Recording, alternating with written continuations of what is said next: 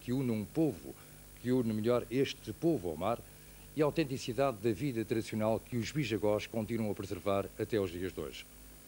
A reportagem que hoje vos propomos procura mostrar alguns aspectos da cultura bijagó, mas também o que foi a campanha do navio de investigação noruega nos mares da Guiné-Bissau. Cerca de 40 técnicos do Instituto Nacional de Investigação das Pescas, num trabalho à primeira vista rotineiro e por vezes pouco espetacular, recolhiam dia após dia, durante 4 semanas, dados científicos sobre as potencialidades da pesca artesanal no arquipélago. Anagaru foi o título que escolhemos para esta emissão. É o nome de uma pequena ilha do arquipélago dos Bijagós, que os guineenses elegeram para batizar uma lancha destinada à pesca e que os portugueses deixaram no cais da ilha de Bubaque. –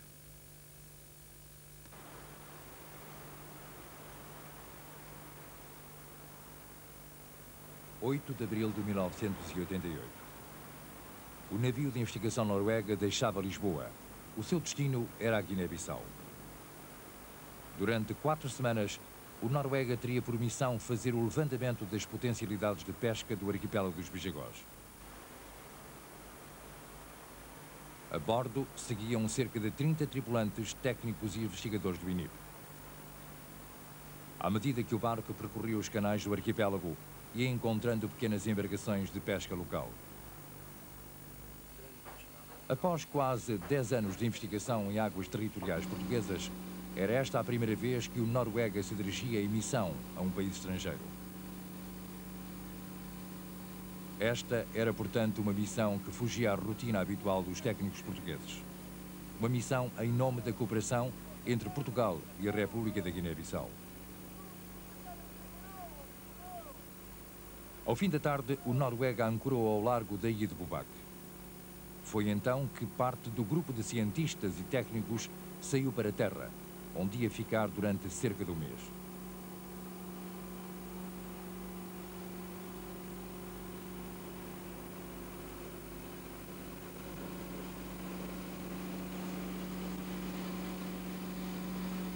Ao longe, em terra firme, ouviam-se já os tambores. Aqui, no terreiro da Tabanca, o pescador bijagó simbolizava, através da dança, a fauna que povoa os mares que ligam estas ilhas. Observador constante do habitat que o rodeia, o bijagó representa, através da sua cultura material, os animais do mar, alguns por tradição seus adversários naturais. É a dança dos canhocã, executada por jovens que transportam nas costas e na cabeça adornos que fazem lembrar o tubarão.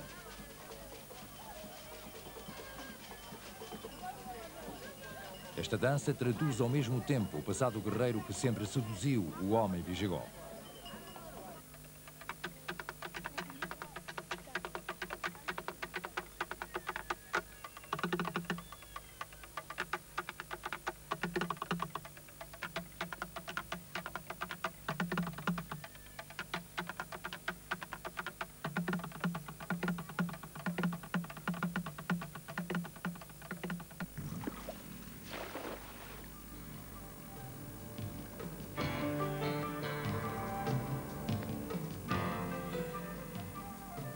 Preocupado com a sua subsistência, o pescador bijagó, durante muito tempo, apanhava apenas o peixe necessário à sua alimentação. A tradição oral diz-nos que em épocas passadas, a apanha do peixe e do marisco à beira-mar era mais uma tarefa das mulheres. Nessa altura, o homem dedicava-se essencialmente a expedições guerreiras pelo continente africano. Era durante as idas e voltas ao continente que o homem bijagó pescava, utilizando a azagaia, a arma de que se servia também na guerra. Com a chegada dos colonos, o bijagó fixa-se mais nas ilhas e começa então a ficar de forma mais ativa, ligado ao trabalho agrícola e à pesca. Com destreza e equilíbrio, o pescador utiliza uma estreita piroga. Lança a rede de bota, como dizem em crioulo. A grande amplitude das marés e a força das correntes torna difícil a pesca com outro tipo de barcos de maiores dimensões. Estamos no litoral de Canhabaque, Ilha Roxa, como também é chamada. Esta é a pesca do batuque. Os pescadores utilizam um vara-pau, obrigando o peixe a fugir para as redes. A riqueza destas águas permite ao Bijagó usar meios simples de captura, sem se afastar muito do litoral das ilhas. É assim que o Bijagó continua ainda hoje a pescar sem utilizar grandes artifícios, embora ponha já em prática técnicas mais evoluídas que os pescadores Unhominka, oriundos das regiões do Senegal e da Gâmbia, trouxeram para estes mares. Terminada a faina no mar, os pescadores chegam à terra. Estamos na ilha de Bubaque. É para aqui que diariamente convergem os pequenos barcos de pesca. Em 1977 foram aqui criadas as primeiras infraestruturas de apoio à pesca artesanal dos Bijagós. Até aí, o peixe não tinha praticamente valor comercial. Era assim que, devido à temperatura ambiente ser muito elevada, o peixe que não era consumido de imediato ou tradicionalmente seco ou fumado acabaria em pouco tempo por se estragar. Este projeto foi inteiramente financiado pela Suécia através de um programa específico de cooperação. Foi então criada uma linha de crédito que permitiu a construção de pequenas canoas e a compra de motores e redes. Há 11 anos, quando o projeto começou, 5 pescadores adquiriram motores e cerca de 80 receberam redes. Hoje, ao cais de Bubaque, chegam mais de 200 canoas, grande parte já motorizadas. Uma das facetas mais curiosas deste projeto é não ter transformado em funcionários públicos os pescadores que vendem o produto da faina à Pescarte, a empresa do Estado. Um serviço de pesagem e vendagem e uma câmara de refrigeração que pode conservar 50 toneladas de peixe são serviços que completam esta instalação modular. Assim, o peixe é aqui conservado durante alguns dias em câmaras frigoríficas, até que depois barcos de maior dimensão o transportam para Bissau e outros pontos da Guiné. Com este apoio, os pescadores têm aumentado ano após ano as suas vendas. Porventura saberão eles que estão a contribuir para o enriquecimento do mercado interno de peixe e melhoria da dieta alimentar dos guineenses? Seja como for, a verdade é que em 1987 a Pescarte comercializou cerca de 900 toneladas de pescado. O que a Pescarte pretende agora, com a cooperação portuguesa, é melhorar a capacidade produtiva e diversificar as formas de pesca artesanal.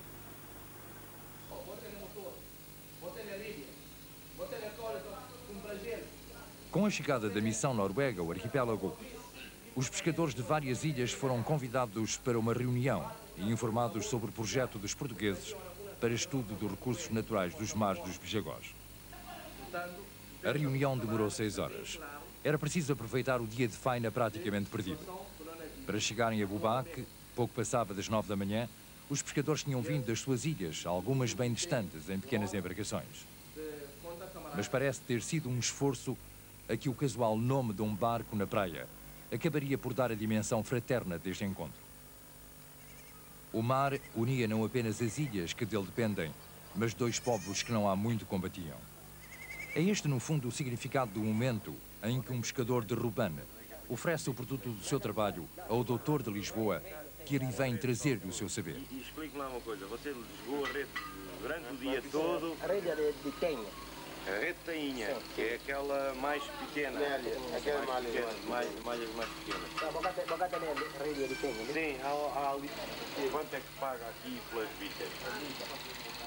É um preço de 700 vezes o quilo. E a tainha? A tainha é mais, é menos. Entretanto, ali ao lado, preparava-se o isco que depois era levado para o mar.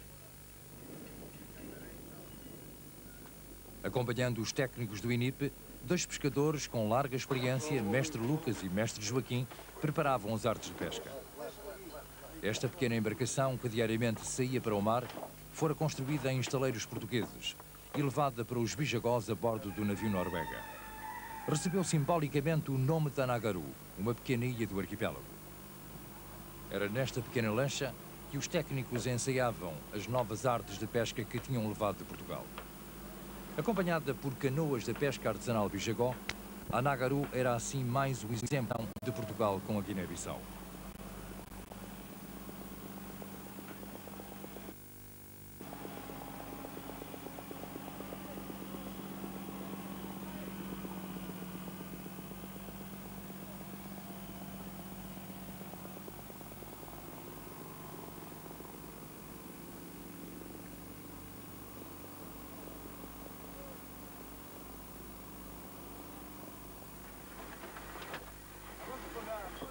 Enquanto isto, o navio Noruega realizava estudos de pesca artesanal em outros locais do arquipélago.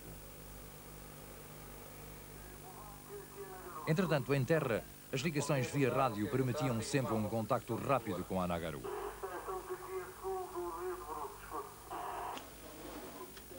Leonor Nunes, licenciada em Engenharia Química, trabalha há 10 anos no INIP em Lisboa. Melhorar as técnicas tradicionalmente utilizadas nesta região da África Central, na conservação do pescado, era uma das suas tarefas. Os ensaios eram seguidos com natural interesse por técnicos do Laboratório de Biologia Marítima de Bissau.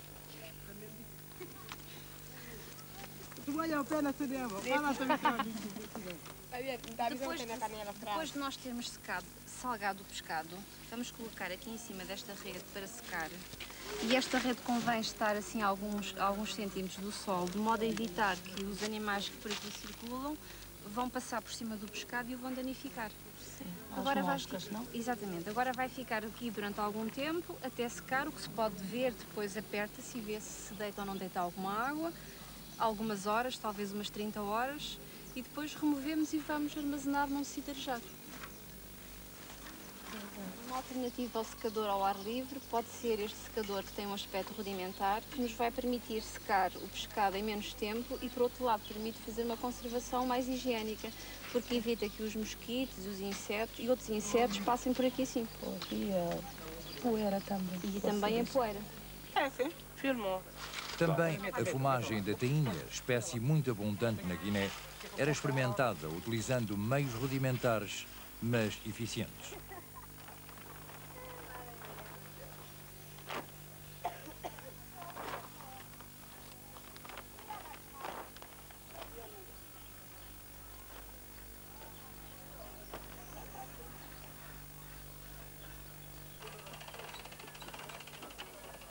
Um tubarão-martelo é aqui trazido do mar.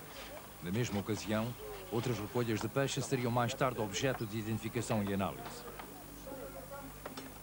Demonstrava-se assim até que ponto ia a eficácia das artes de pesca ensaiadas pelos técnicos e a variedade da fauna marítima do arquipélago, classificado como um dos maiores viveiros piscícolas da África Central. Até mesmo conhecer o estado de frescura do peixe em regiões de águas quentes e temperatura ambiente elevada foi objeto de estudo.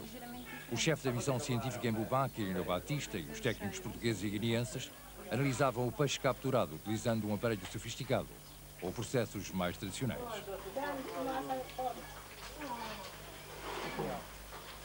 Eu penso que já tem um cheiro um bocadinho mais desagradável do que o neutro. Já não está assim muito famoso. Quando os exemplares eram classificados de interesse para análise posterior, eram desviscerados e congelados.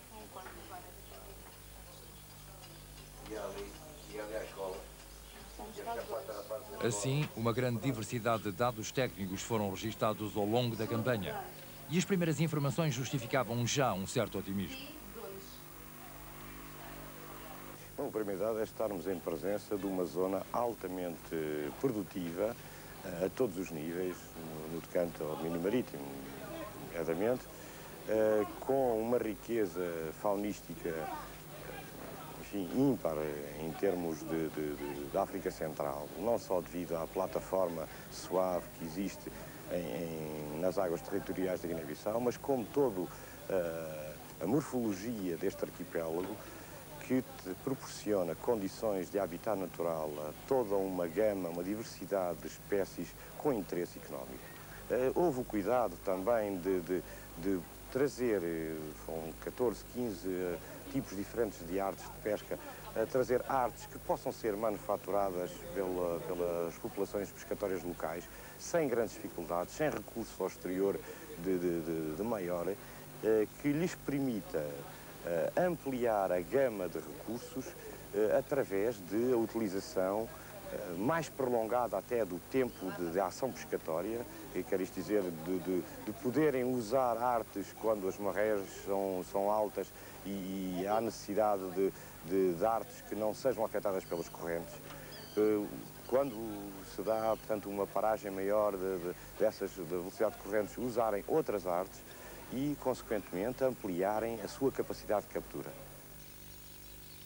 Situado na região tropical, a 11 graus de latitude norte do Equador, O arquipélago dos Bijagós é composto por meia centena de ilhas e está coberto de vegetação luxuriante. As ilhas apresentam pouco relevo, delas sobressaindo uma grande densidade de palmares. O habitante por excelência destas árvores é o pardal africano, chamado também de pássaro tecelão, pela maestria com que constrói os ninhos.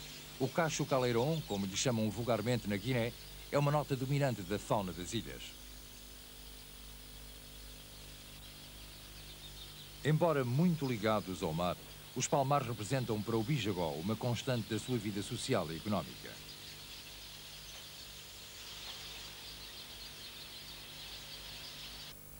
A grande quantidade de palmares que existem nestas ilhas de Bijagós levou a que os alemães, durante os anos 30, aqui chegassem e construíssem esta fábrica que vemos aqui, na ilha de Bubaque.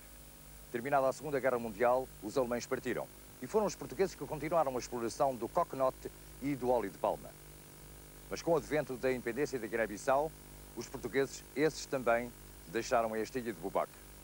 A produção está hoje completamente parada. No entanto, o óleo de palma continua a ser elemento importante da alimentação destas populações na Guiné-Bissau. Transportado para as aldeias através das canoas ou em cestos, é dos cachos de dendém que o Bijagó extrai o óleo de palma e o coconut.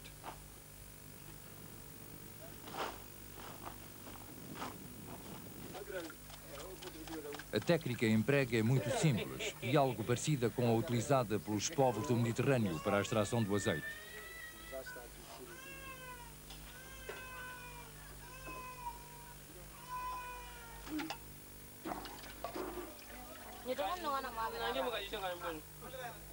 O chapéu, prato muito popular, confeccionado com arroz e óleo de palma, faz parte da alimentação quase diária do Bijagó.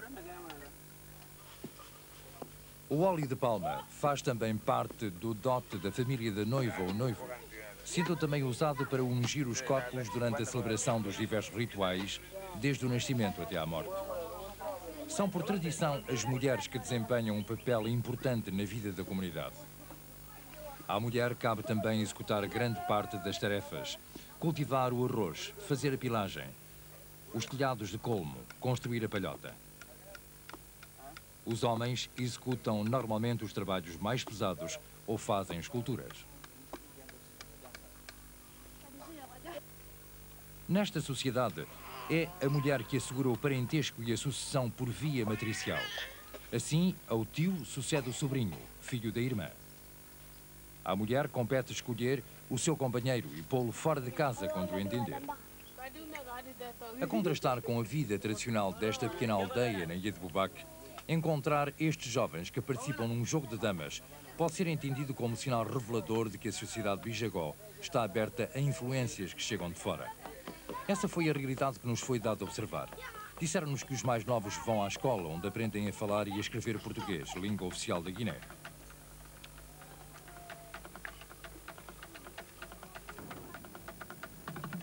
Deixámos a aldeia de Bijanta ao fim da tarde. Partimos para o cais, onde desembarcavam trabalhadores vindos da Ilha Roxa. Chegavam para preparar as terras de cultivo antes que começassem as chuvas. Estas migrações, feitas no fim da estação seca, marcam habitualmente o início do trabalho sazonal nos campos, mesmo nas ilhas do arquipélago normalmente desabitadas devido à falta de água. A vida da etnia Bijagó é usualmente acompanhada de grande encenação. Para além das alfaias agrícolas, os trabalhadores trazem grande variedade de objetos pessoais, instrumentos de música e adornos. Usam frequentemente ao pescoço amuletos que os protegem dos maus espíritos e das doenças. O amuleto corporal do Bijagó é geralmente feito de chifre de cabra ou de dente de porco. Os mais trabalhados contêm pequenas porções de erva que, pelo seu cheiro, afastam os répteis.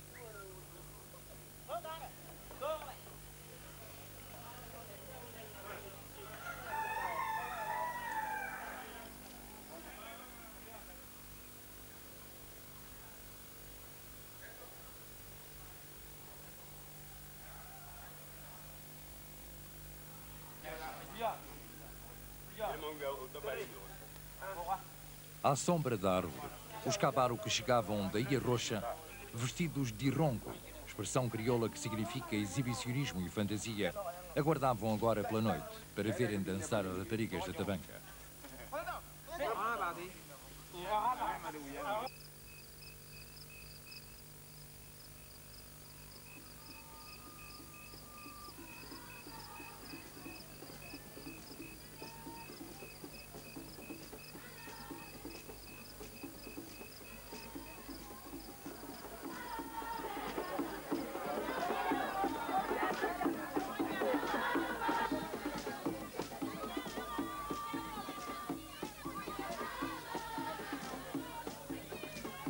Como em outras sociedades africanas, a dança representa um momento alto da vida ritual e cerimonial.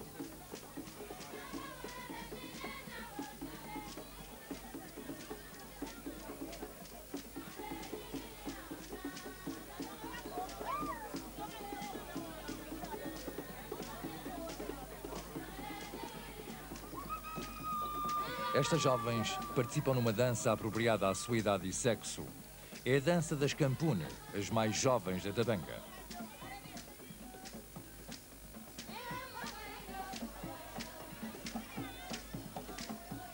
Dançando em círculo e entoando cantos, as Campune avançam no terreiro acompanhando a cadência dos tambores, também tocados por mulheres.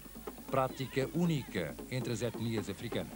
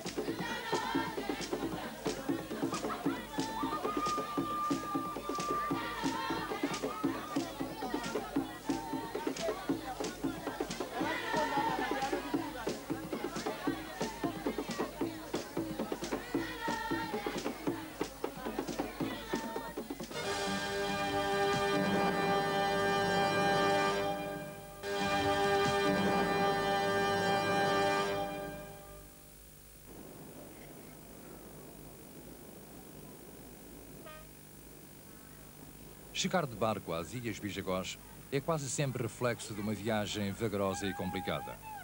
As ligações entre Bissau e a região insular dependem sempre da força da corrente e da altura das marés. A juntar a tudo isto, as águas baixas tornam a circulação mais difícil aos barcos de maior calado.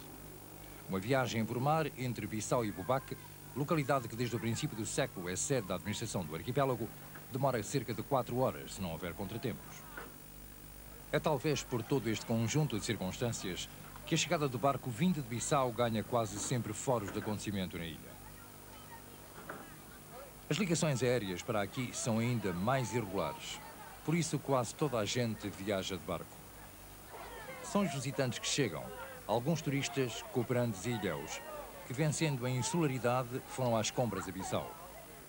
Com o barco chegam também novas remessas de água mineral, cerveja e outros géneros da primeira necessidade que escasseiam na ilha. É o barco que transporta tudo, ou quase tudo, até estas paragens. No início dos anos 30, Bubaque começou a ser procurada pelos colonos na mira da exploração dos palmares. Durante os anos de luta armada, foram os militares portugueses em comissão de serviço na Guiné que procuravam na ilha, por períodos curtos, temperaturas mais amenas e as suas águas tropicais. A seguir à independência, a Guiné-Bissau apostou no desenvolvimento turístico da ilha. Existe desde então um complexo hoteleiro com capacidade para 100 camas. Em projeto está a construção de outras instalações turísticas, como esta discoteca, que recebia os últimos preparativos.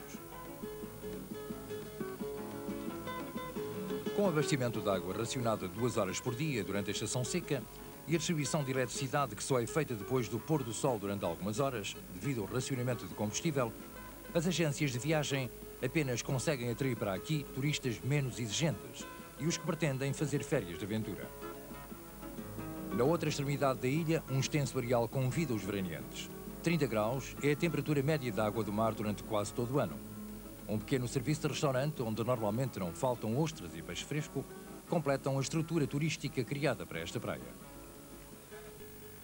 Foi ali mesmo ao lado que fomos encontrar Deborah Dexter, professora de Biologia nos Estados Unidos. A professora Dexter, que integrava a missão científica portuguesa, estuda em Portugal há cerca de um ano o comportamento de pequenos organismos que vivem à beira-mar. What is the intention of this study you are doing at the seaside? I study beaches, sand beaches, because they are the most extensive coastline in the temperate region, about 70% of the coast, and in the tropics about 40%. They are important because they are so extensive in the coast. Well, it means it's important to study the ecology at the coast of Guinea. That's right. These animals are food for the basic food chain. Many of the fish come in and feed on the beach when the tide is in. This sample does not have very much. It has some worms. Sometimes there are many crabs, sometimes many clams. It depends on where it is at the beach.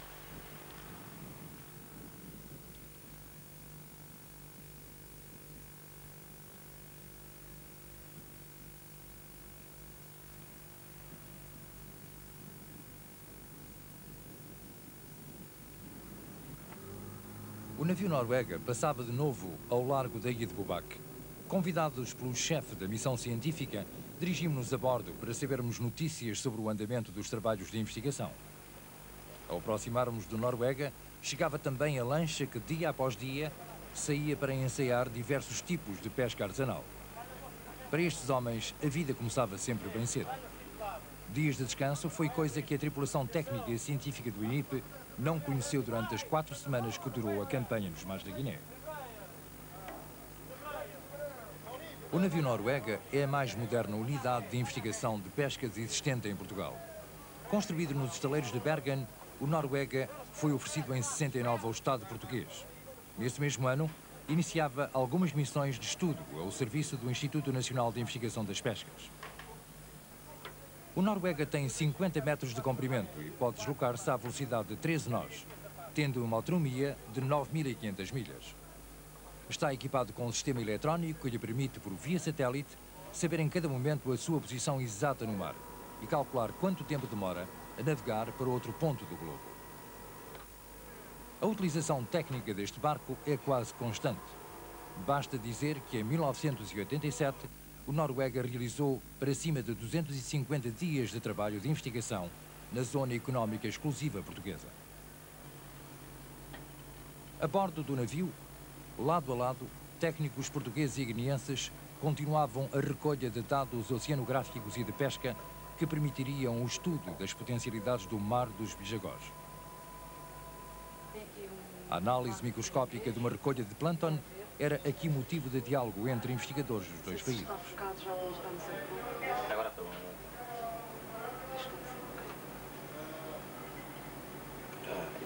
Tem aqui este cotonofo. Está a perceber? Olha.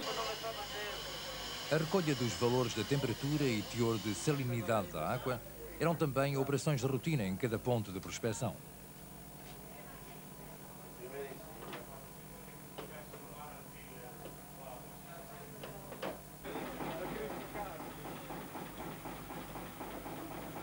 Como já foi referido, esta missão científica realizada pelo navio Noruega nos mares da Guiné-Bissau constituía a primeira missão deste barco a um país estrangeiro, após mais de 10 anos ao serviço do INIP.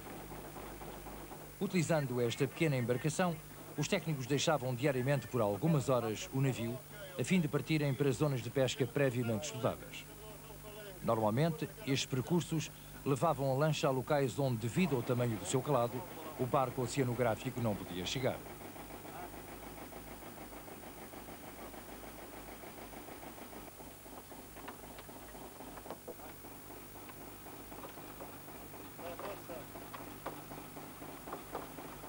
Depois de lançadas as artes, a lancha dirigia-se para outros locais para a recolha de redes e armadilhas deixadas horas antes.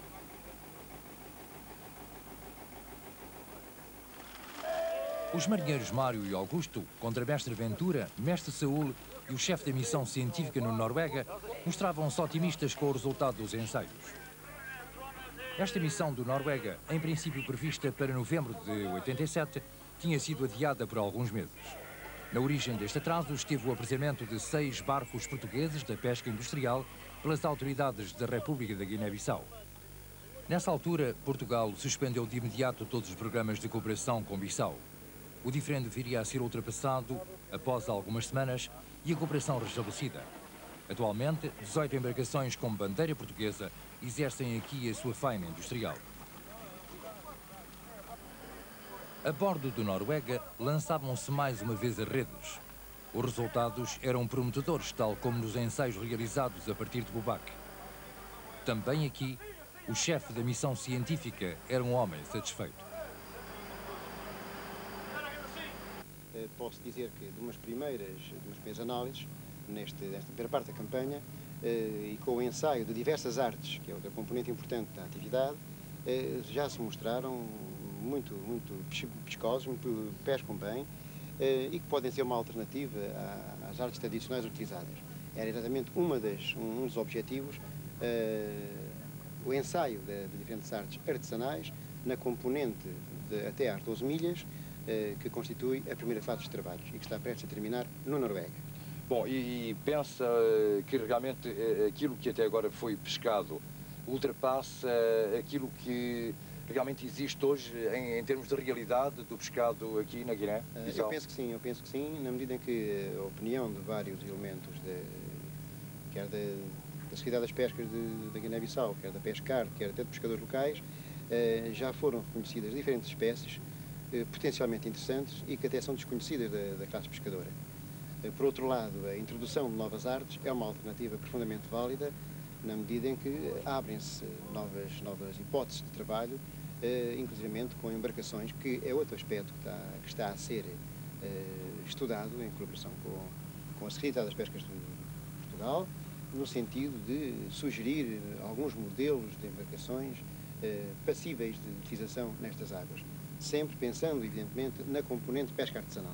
E manter a sua vida assim, normal a dia após dia, portugueses e guineenses somavam informações que os levavam, por vezes, a ajustar situações de pormenor da campanha. Foi precisamente esse o motivo de uma reunião conjunta de técnicos e cientistas que trabalhavam a bordo do Noruega e na ilha de Bubac. Estava-se a meio da campanha. Aproveitando a permanência do navio ao largo da ilha, era chegado o momento oportuno de reformular ou completar a estratégia desta missão. Alguns exemplares que chegavam a bordo mereciam particular atenção dos investigadores. O peixe-cola, espécie abundante nestas paragens, vive fixado a outros peixes por meio de uma ventosa na região dorsal.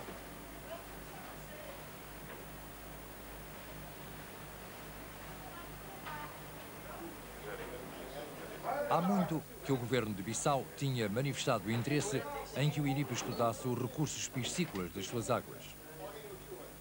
No seguimento de anteriores programas de cooperação portuguesa com a Guiné, de que era exemplo a construção do edifício da Secretaria de Estado das Pescas em Bissau, em 87, esta missão, em que participavam também 6 técnicos do Laboratório de Biologia Marítima Guineense, representava mais um passo da nossa cooperação e um desafio à capacidade de resposta do INIP e do seu mais bem apetrechado navio de investigação científica.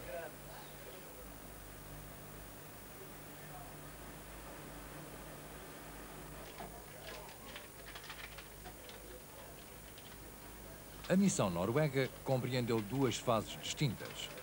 Durante a primeira, os técnicos ensaiaram diferentes artes de pesca e fizeram medições oceanográficas.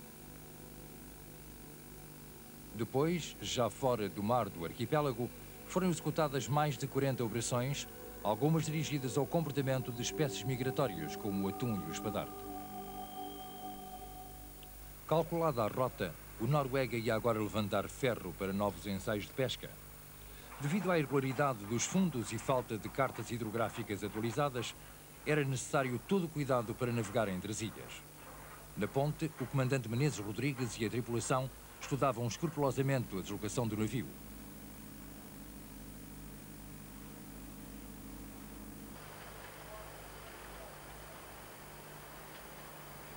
Lançadas as redes, ensaiava-se uma vez mais a recolha de informação que permitia encontrar outras espécies de interesse comercial.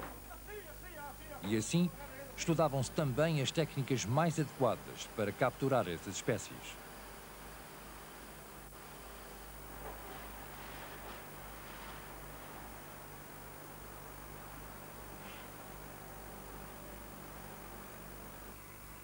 Na sala das sondas, aparelhos de rastreio acústico e outros equipamentos forneciam informações que permitiam com facilidade identificar os cardumes e o comportamento das redes.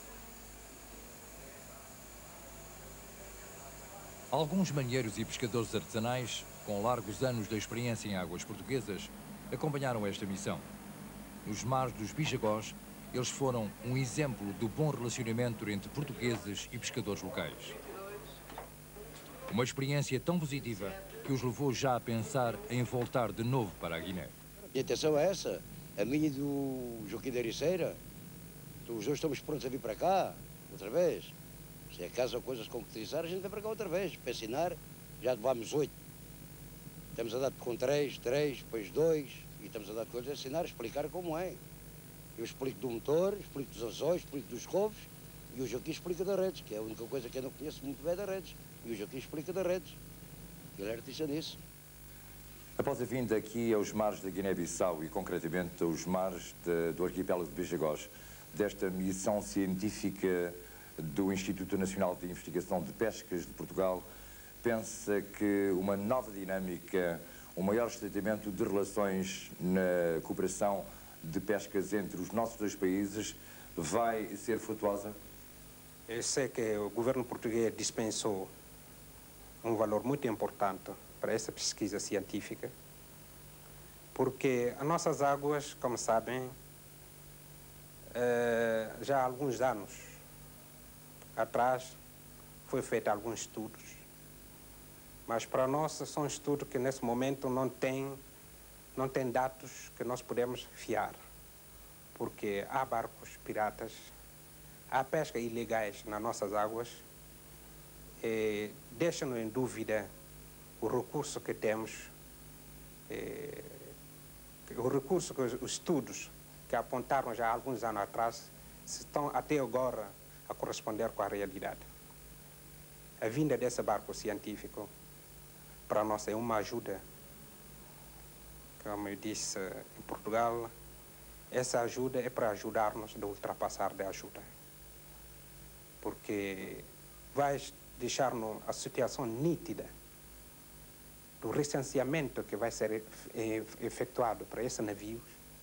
É a base disso agora que podemos emitir licenças, utilizar mais os armadores a pescar nas nossas águas, porque temos já uma situação nítida da fauna marítima que temos.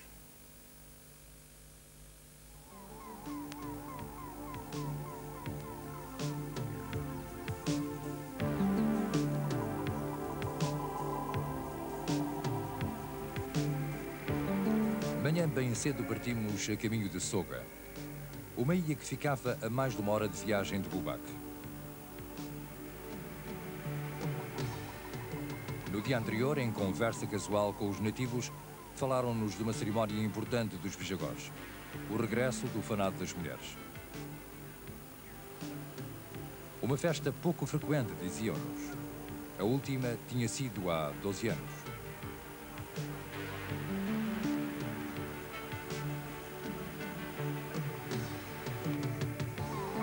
Percorrendo o mar tranquilo que separa as ilhas, chegámos finalmente a Soga, viajando com outras pessoas que ali iam visitar familiares ou assistir também ao fanado.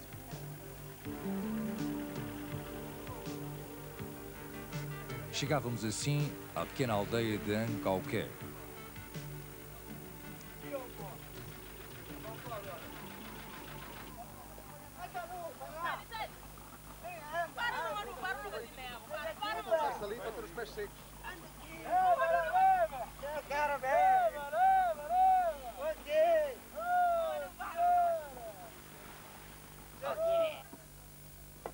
À beira-mar fomos encontrar estes jovens fazendo pilagem. Preparavam bissaca, uma mistura de folhas de empondeiro que servia para calafetar as canoas.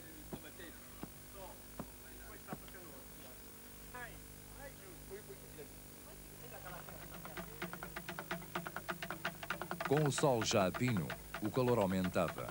Preparávamos-nos então para a caminhada pelo mar. Alguns dos nossos acompanhantes auxiliaram-nos a transportar o material de reportagem.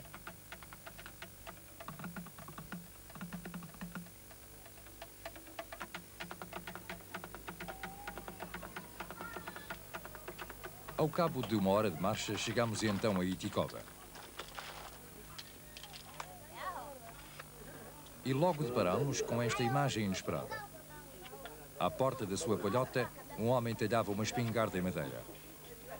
Disseram-nos então ser um escultor tradicional. Uma oferta que se destinava a ser entregue mais tarde à sobrinha que regressava do grande fanado.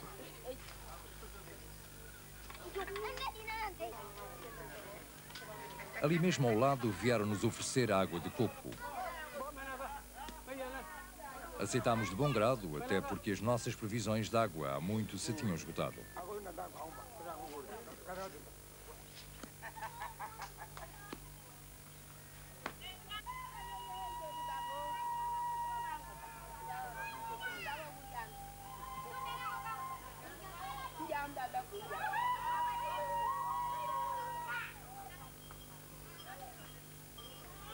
Aproximando-se lentamente da clareira, estas mulheres regressavam à aldeia, depois de terem passado 3 meses de reclusão no mato.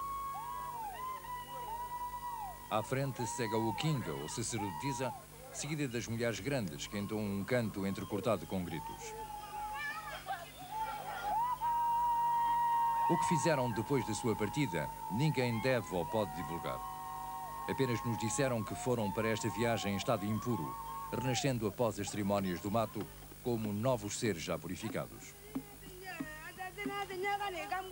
Apresentam-se de rosto cansado, mas com olhar determinado. Trazem consigo os utensílios de que se serviram para viver no mato. A seguir vêm as iniciadas cobertas com folhas de palmeira para que não sejam reconhecidas. À cabeça e nas mãos trazem figuras sagradas. Entre elas os irãs, que materializam o espírito protetor e criador e representam a manifestação das forças sobrenaturais que regem para sempre a sua vida cerimonial e ritual.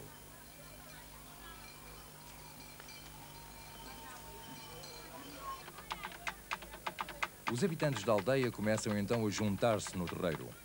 A meio da clareira, o homem do bombolom dirige através da batida o desenrolar das cerimónias que iriam começar dentro em pouco. O Bijagó acredita na existência da alma. Deste modo, a alma dos rapazes que morreram antes de completarem o ciclo da iniciação, os que não alcançaram a sociedade dos adultos, não podem ficar a penar. As Kamabi encarnam assim a alma do defunto que renasce no novo ser. Depois de percorrerem em cortejo a aldeia, as Kamabi reúnem-se no terreiro da tabanca. Com a fogueira sagrada ateada e a figura de um barco que simboliza a atividade da aldeia, as iniciadas ultimam os seus preparativos, apresentando o rosto já a descoberto. Com óleo de palma cobriram o corpo como sinal de purificação. Muita gente chegou entretanto para assistir. É então que o tocador de bombolom começa por chamar as Kamabi. O bombolom é um tambor idiofone, desde sempre utilizado como meio de comunicação nas sociedades africanas. Ainda hoje os bijagós continuam a usá-lo com frequência, mesmo fora das cerimónias. Foi durante o retiro, no mato, que as Kamabi aprenderam a linguagem do bombolom. As mulheres, aproximando-se do tocador, dizem-lhe o seu nome de defunto. O tocador reproduz então o nome à distância. Uma após outra, as iniciadas vão repetindo este gesto para logo começarem a marcha à volta do terreiro.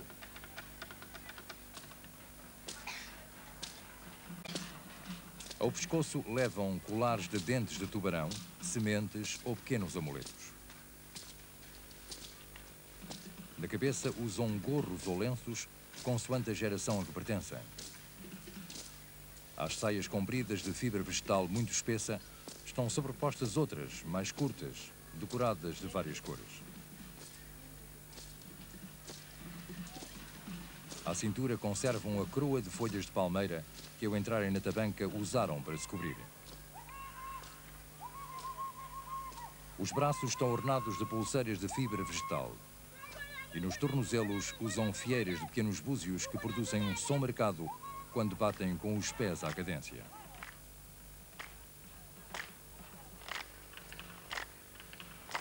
Ao ser possuída pela alma de um jovem, a Kamabi leva o defundo a completar o ciclo de iniciação e a transformar-se num ser puro. Assim se compreende que as Kamabi usem nestas cerimónias as agaias e espingardas como objetos representativos das artes marciais. Esta encenação simboliza, pois, que os dois seres, o jovem e a mulher, unidos num só, atingiram o estado adulto e ganharam um novo estatuto na sociedade.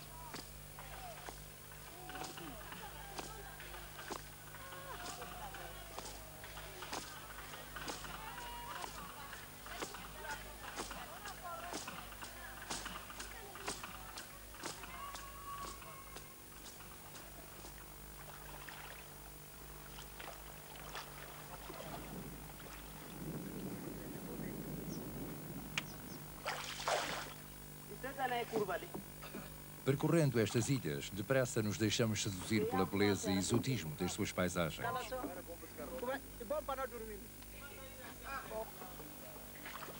Neste recanto africano, onde nem todos os sinais da civilização ocidental chegaram ainda, fica a sensação de que a natureza de tudo cuidou com invulgar sabedoria. Este gesto, tantas vezes repetido por sucessivas gerações, deixa-nos a percepção de que o homem, em perfeito equilíbrio com o ambiente que o cerca, transportou até aos dias de hoje a sua cultura ancestral.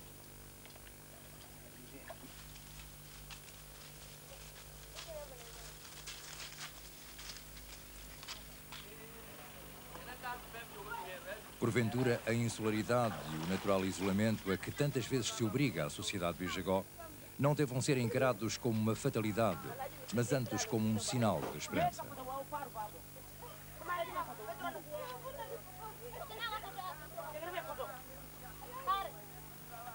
Na memória do repórter perdura de maneira indelével a afabilidade deste povo. Afabilidade bem traduzida no sorriso desta mulher, que na praia aguarda o regresso do pescador.